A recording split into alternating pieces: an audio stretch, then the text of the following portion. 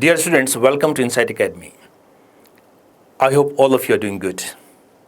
Today I have brought a very interesting session for you, and this session is about Indian history and heritage. Let me start this session with a question. How proud are you of your Indian identity? And if you're proud of your identity being an Indian, then what is the basis of that pride? Let me tell you that I'm very proud of my Indian identity. Till now, I have traveled more than 50 countries of the world. And whenever I go to any country, I try to compare with India what kind of freedom we have, what kind of history, heritage we have, what kind of facilities we have here. Hardly any country matches with the comfort, with the freedom what we in India enjoy. My source of pride in Indian identity is Indian history and heritage.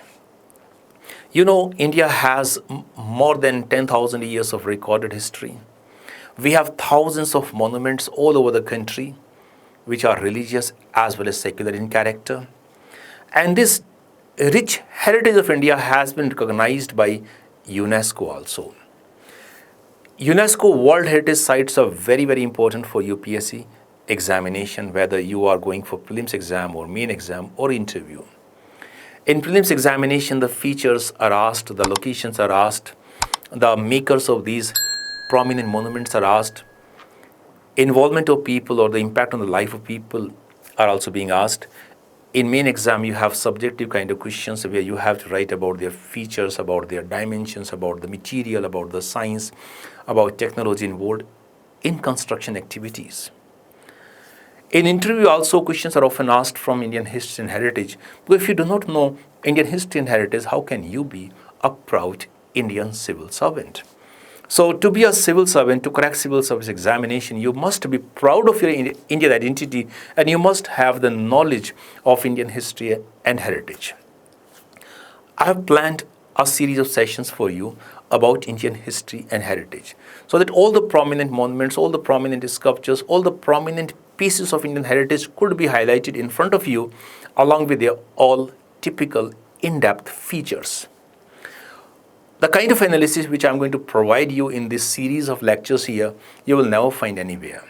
I wrote a book on Indian art and culture in year 2020 that was published by Oxford University Press. That book has been very popular among the aspirants. More than 1 lakh copies of that book have been sold so far. But the kind of analysis which I'll put in front of you here will be far, far deeper than what I wrote in that book 5 years back. So let me start this session with the first introduction here. You have to know about UNESCO. Do you know what is the full form of UNESCO? UNESCO is United Nations Educational, Scientific and Cultural Organization. This is a specialized agency of UNO. It came into existence in 1945 along with UNO. UNO was created by 50 peace-loving nations of the world in 1945, and you must be proud that India was one of the founding members of UNO at that time. UNESCO is a specialized agency. A similar agency was there earlier under League of Nations. You know, League of Nations was a predecessor organization of UNO. League of Nations was created by peacemakers of Paris in 1920 so that the devastation caused by First World War could be avoided in future. So League was supposed to maintain peace, harmony and security in the world, but League failed in that objective because the world had to face another devastating conflict in 1939 when Hitler invaded Poland. So Second World War was fought, more than 70 million lives were lost. And when Second World War started coming to an end, the leaders of the world started thinking about creating a much more effective organization, and that happened to be UNO. UNESCO is a specialized organ of it or specialized agency of it.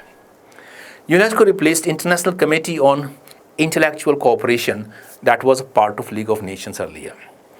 UNESCO promotes world peace and harmony by encouraging cooperation in the field of art, education, science and culture. In 1972, UNESCO World Heritage Convention was established. So convention is just a treaty also, is a document also, and it's a tradition also. So in 1972, UNESCO World Heritage Convention was established, and this UNESCO World Heritage Convention identifies the best of the cultural, natural and mixed sites from all over the world and makes a list of that. that is called UNESCO World Heritage Site list. India signed or adopted this convention, United Nations World Heritage Convention, in November 1977, and since then India has been suggesting a number of prominent Indian sites. So far, 44 Indian sites are part of UNESCO's World Heritage Site list. There are 44. These sites, which are identified by UNESCO, are divided into three categories. The first category is of cultural sites, say monuments or buildings or sculptures, inscriptions, at times even the cities are included. The second category is of natural sites like national parks, like Manas National Park, like Kanha Kichli National Park, like Kaziranga National Park. So these kind of parks are included. We have 36 cultural sites in UNESCO's World Heritage Site list and 7 natural sites. One site falls in the category of mixed sites, and that is having the features of cultural as well as natural sites. So in this way, we have 44 sites from India in UNESCO's World Heritage Site list. India is one of the most prominent country to fall in this category.